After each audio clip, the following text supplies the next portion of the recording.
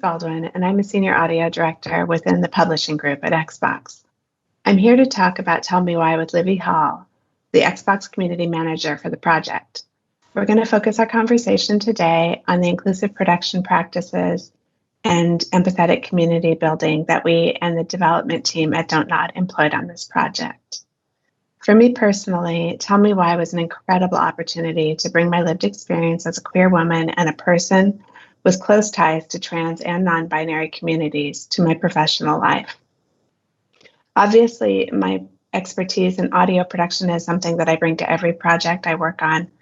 But with Tell Me Why, my identity and lived experience within the LGBTQ+ community was something valuable that I was able to share with my team in a more impactful and relevant way than ever before. I'll hand over now to Livy to introduce. Hi, I'm Livy Hall. I'm a community manager in Xbox Publishing, and I'm the community manager on Tell Me Why. I'm actually really proud to say that my work on this title went above and beyond traditional social media, but that's part of what we will be diving into at this presentation. A bit about me, I'm a lesbian and I'm gender fluid, and I've spent years in hyper niche indie game communities as an interactive fiction writer. Like Elise said, it's been an incredible experience to contribute bits and pieces of who I am and what I do to help bring this game to life. So I'm really excited to dive into this project with you because I really think that this project is truly special for how our team embodied empathy in our production practices. So for those of you who haven't heard of Tell Me Why, here's a quick explainer. It's a narrative adventure from DONTNOD Entertainment about two twins, Tyler and Allison Ronan, who reunite for the first time in 10 years and begin unraveling the circumstances behind their mother's tragic death. We're going to show you our latest trailer, which shows some of the really great reactions we've had to the game so far. Roll the clip, please. What is this feeling? Give it a name. I thought we knew everything. A new melancholy. I thought packing up the past would give us closure. We were wrong.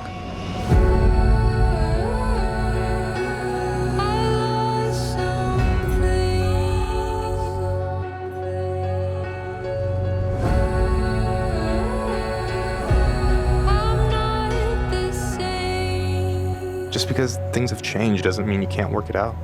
Your sister's never gonna give up on you. So how can we make it right? Together.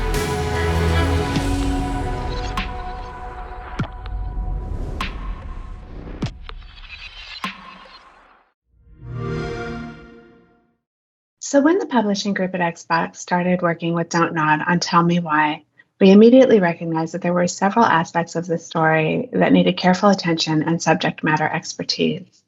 First of all, the character of Tyler, who is one of the twin protagonists and is transgender. The gaming industry at large has had a long and often problematic history with portrayal of trans people. In spite of this, there have been many indie games that have included positive trans portrayals, often created by trans and non-binary people. Tell Me Why is perhaps the first game from a major studio to have a playable trans protagonist. That said, the story of Tell Me Why is not primarily about Tyler's transition or his experience of being trans. His gender identity and expression of that is an important aspect of the story, but is not the story itself. Tyler is one of two protagonists, his twin sister Allison being the other.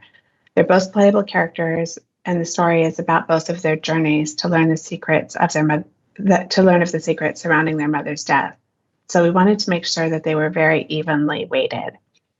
The story is set in a rural community in Southeast Alaska where there's a large Indigenous population. Tell Me Why also has primary characters who are Indigenous and from the Tlingit Nation.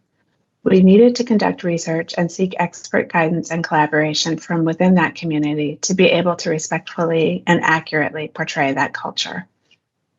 In addition, we wanted to realistically depict local rural Alaskan communities, including how it would be to live there for an LGBTQ+ character. There were a number of mental health issues also in the story, so we needed expert input and guidance on those aspects of the story. From the story attributes that I just spoke about, the two teams working on Tell Me Why intentionally evolved this list you see here to serve as our North Star throughout the production. We wanted to ensure that our representations of the communities portrayed were respectful and nuanced.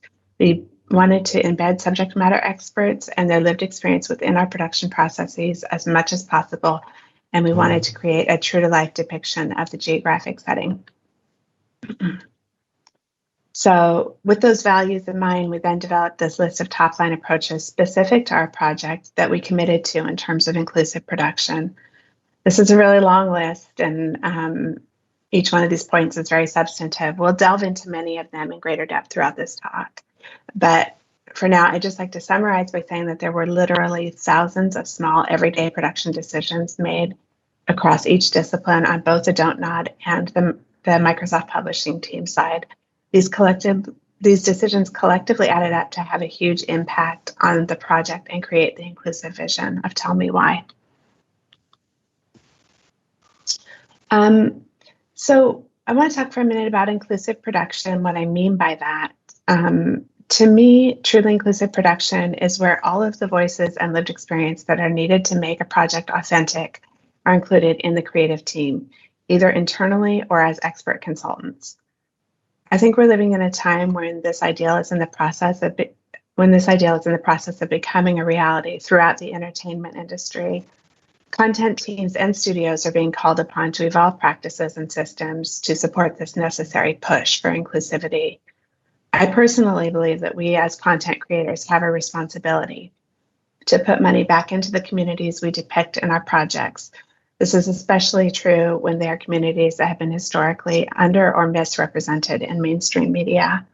We also have a responsibility to include voices from those communities as our subject matter experts.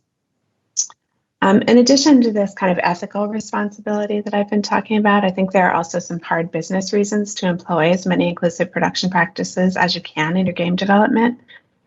One is product quality. Your product will innately be better and resonate with more players if it was made including the perspectives and subject matter expertise from the communities being portrayed. We also have industry data that indicates that when a game is created with a more diverse character set, whether culturally, racially, gender-wise, the audience diversity of that title also increases in a correlative manner.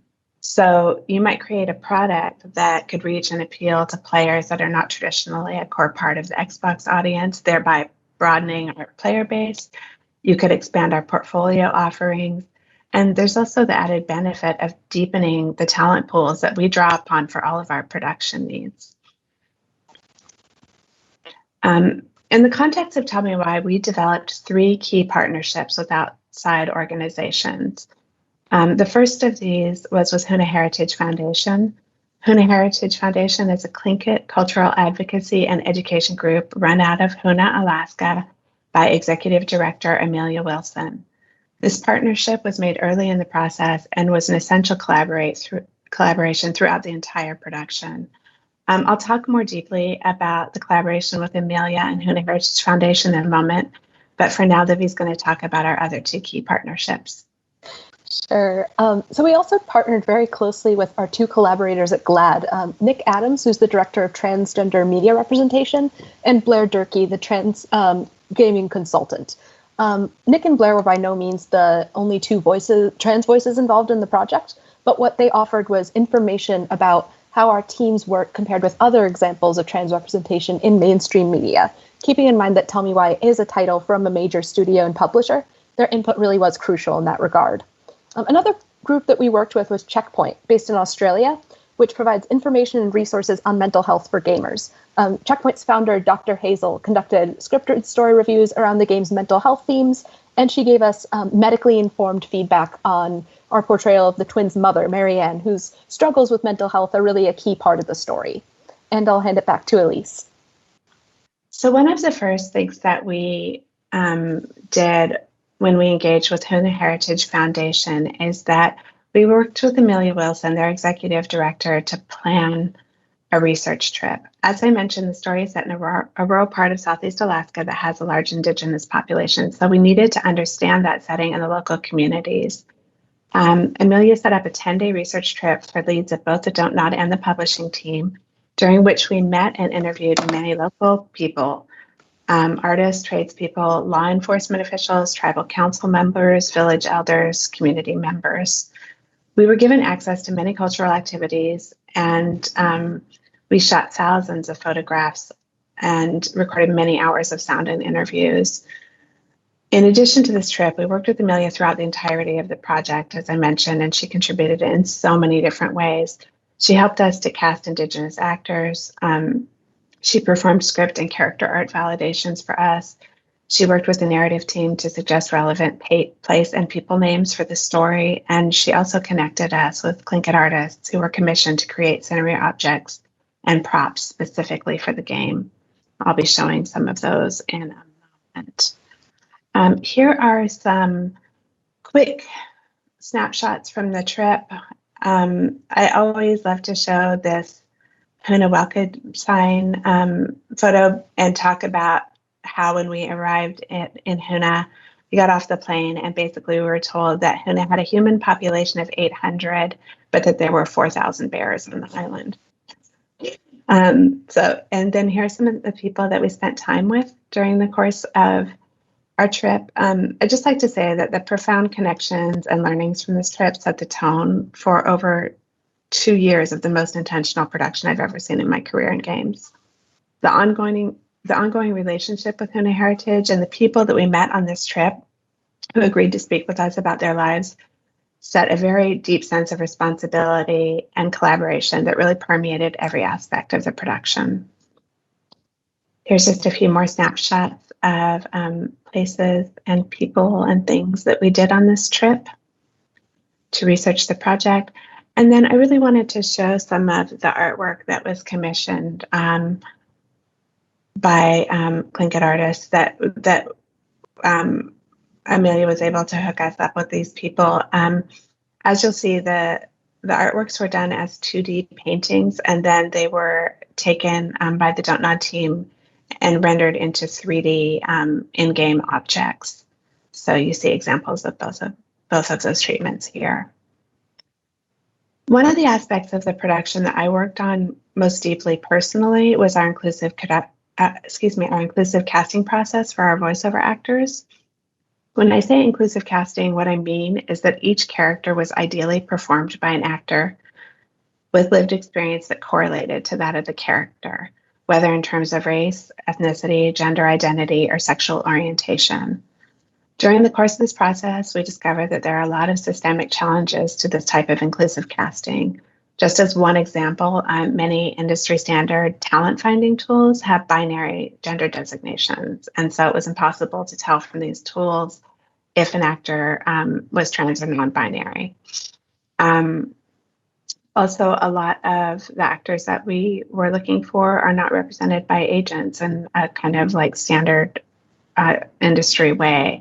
So we worked very closely with our external partners and our casting director to source candidates from outside of the usual voiceover casting channels. We auditioned film and theater actors and also some non-actors. And rather than constraining our talent search to one location as we would normally do, we knew that it was unlikely we would find all the actors that we wanted in one place. And so we searched multiple locations for some roles.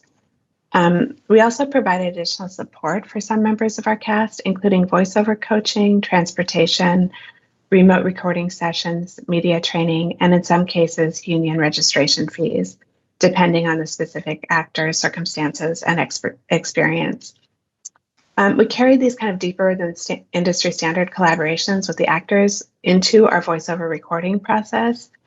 As an example, we asked August Black, who is our English language Tyler actor, to give real-time feedback and alternate read suggestions on anything that felt inauthentic or unnatural to him during session in terms of how he would express or articulate it. We also decided early on that we would try to carry our inclusive casting process into our localization pass. The localization team did a really incredible job with this. They succeeded in casting a trans or non-binary actor for our Tyler role in each of our localized territories. So France, Mexico, Brazil, and Germany, in addition to US. This would not have been possible if we had not thought about it well in advance and also had a local team that was willing to put the time and energy into finding and developing these actors. Our inclusive casting process received significant positive feedback from fans around the world and has frankly been crucial for having our community grow by word of mouth, especially in our Brazil territory. Another aspect of this project that I think is important to mention is that interdisciplinary collaboration was really a mainstay and a great way for us to, as discipline experts, cross-check content adjustments and stay aligned across disciplines. I personally had much deeper collaborations with other disciplines than I do on most other projects. Just as one example, I was invited by the narrative team to basically come into the writer room and do a table read of every scene before we finalize the scripts for voiceover sessions. And I don't normally get to do that. One method that we use to kind of understand how all of our inclusivity efforts were working was auditing our scripts. So after we finished writing episode 1, we basically analyzed the script by number of lines or words according to gender, race, ethnicity, or age of character. We didn't do this as a way to necessarily drive story decisions, but we wanted to understand our cast composition and the distribution of characters, just to understand like who was getting the most screen time. And it was a really interesting way to evaluate the results of our inclusivity efforts. As an example of one way that this worked, like through this process after episode 1, we realized that the character of Allison's had fewer lines than Tyler, which didn't support our goal, which was to make the twins equal protagonists. So we were able to adjust this because we had run this auditing pass. Livy is going to talk now about a couple other areas of interdisciplinary collaboration.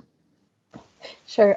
So we also gathered a bunch of data in the form of UR feedback especially from communities who identified as trans or non-binary. And this was really one of our first avenues for assessing not just Tyler's character, but honestly the entire game with some of our target audiences.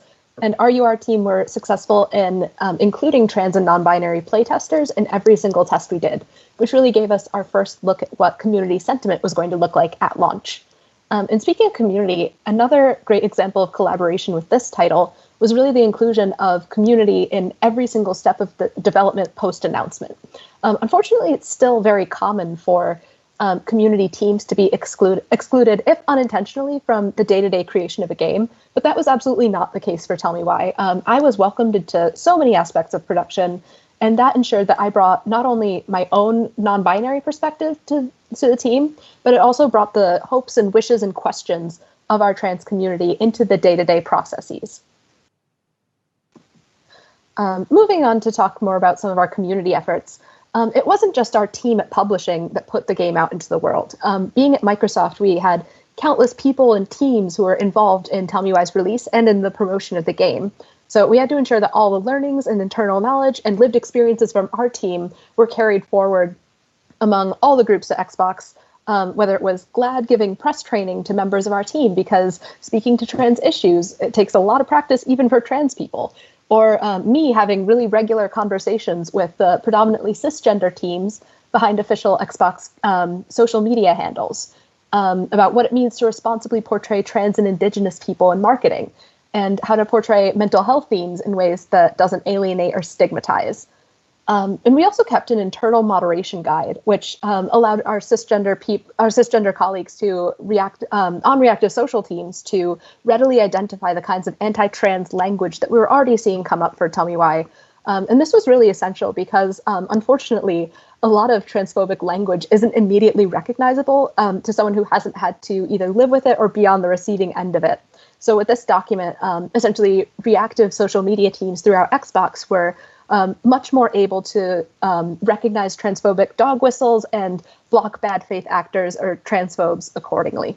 And of course, we're continuing to work very closely throughout Xbox to really ensure that our team's efforts and our learnings around responsible marketing efforts were captured and carried across through other Xbox studios and hopefully future titles. But perhaps the The thing that I'm most proud of, and probably our most public-facing step for inclusion, was really to share a page of frequently asked questions from our community. Our team began these discussions very early on about how we could give as many of our players as possible, but especially trans and queer players, the information that they needed to play our game with confidence. So I was the one who wrote the FAQ, and I wrote it based on questions from fans that I spoke with every day in our Discord server. A lot of my approach for crafting this FAQ came from my own experiences in queer and trans online spaces, where heavy topics have to be either portrayed or discussed with heavy nuance, especially interactive fiction communities, which are near and dear to my heart, but they've always been at the forefront of discussions around informed participation and informed consent in narrative. I saw it as a mandate for us as a major studio to have the utmost transparency and honesty for how we were approaching our trans representation, even if it meant players having access to information about the game's story prior to release. We shared our FAQ page about a month before release, really to make sure that players had the time and the means to review this information at their own pace. Feedback on the FAQ has been really overwhelmingly positive. Many streamers have used it as a tool for their audiences to give their audiences essentially the information that they need. And press and influencers have said that they hope our FAQ becomes the industry standard for AAA games telling stories about marginalized groups going forward. I will say that since it's also still the most visited page on our website by far, which is honestly really, really cool to see. So here's a quick look at what the FAQ looks like in practice. Essentially, visitors to the site can opt into any of the content or the questions that will give them the information that they're looking for, with spoiler warnings attached as needed. And I'll say that since our FAQ is published, we've seen a handful of other games with potentially controversial topics and themes attempt FAQs of their own. But what sets ours apart, I think, is the level of transparency and specificity around precise story beats in the game, and the through line of our team's values around our responsibility and our commitment to trans and queer players. And here's a snapshot of some of the comments we've gotten from press and influencers, which I think illustrate that our goals were achieved, namely that the FAQ is a tool for many to play the game with much more confidence, and that it legitimized and normalized conversations around the need for AAA to be responsible and ethical when representing marginalized communities. And here's a look at our community sentiment after Chapter 1's launch across all audiences. We saw really extremely positive sentiment, led with praise for the art style and the character design and scenery, but followed very closely for appreciation for how Tyler's character was handled. And that's not to say that everyone felt represented by the game, which is completely understandable, in part because, as we said before, Tyler's character portrays only one type of transness. But that said, on the whole, a majority of trans audiences had really positive things to say about the game. And I will hand it back to Elise to talk about some of the prerequisites for inclusive production. Thanks, Livy. So as Livy and I were putting this talk together, we found ourselves reflecting on what were the essential components that were required to make this project successful. In an effort to summarize our learnings and pass them on, we drew up this list, which is comprised of the values shared by the Microsoft and DONTNOD teams as we worked on this project. By demonstrating humility as content creators, having a willingness for nuanced and sensitive conversations, and prioritizing the input and perspectives of subject matter experts, teams can foster a culture of fluidity and iteration. When team leaders model engagement and self-awareness, it makes bringing concerns and sensitive topics to the table much easier for the individual team member. I experienced that a lot myself during the course of this production. There needs to be an ongoing willingness to think through the logistical hurdles of inclusive production, as things like casting and writing will often take a bit longer or require more people to be involved or more iteration. Livy is going to talk through some of the other prerequisites now. Sure. So as we've talked about before, making sure that you're interdisciplinary in all of your endeavors is really crucial to get a really cohesive experience around your inclusivity efforts. But lastly, a dedication to community management really is essential, because if you're leaning really heavily on your community team to convey your team's efforts to the public, then you need to support your community team, not only through ample paid time off and just other benefits, but also with full support for what they say and do in the public eye. For me, I think being exposed to bigotry every day wasn't necessarily the hardest part of my job. It was that I was often receiving criticism from members of my own communities for the visible work that I was doing on this game. That's something that I think many marginalized people in game dev have to face. But what helped was knowing that my team leaders especially had my back on everything I did. I'd love to talk about the cost of inclusive production. I believe that by demonstrating the value of inclusive casting, cultural research, and other inclusive production practices, and then talking openly about the benefits gained and the cost of those efforts, we can better understand the business and community impact. Then hopefully we can replicate and refine this approach over multiple projects. One assumption that I love to challenge is that often when I talk about Tell Me Why, people assume that the inclusive production processes that we employed were prohibitively expensive or only feasible for a well-funded large studio such as Microsoft. I was curious about getting to the bottom of this, so I collaborated with my producer on Tell Me Why after production to quantify the hard costs of the many inclusive efforts we had made. By hard costs, I mean funds outlaid for external consultants for a research trip, production processes, commissioned artwork, etc. This figure does not include any staff time spent at Microsoft or DONTNOD.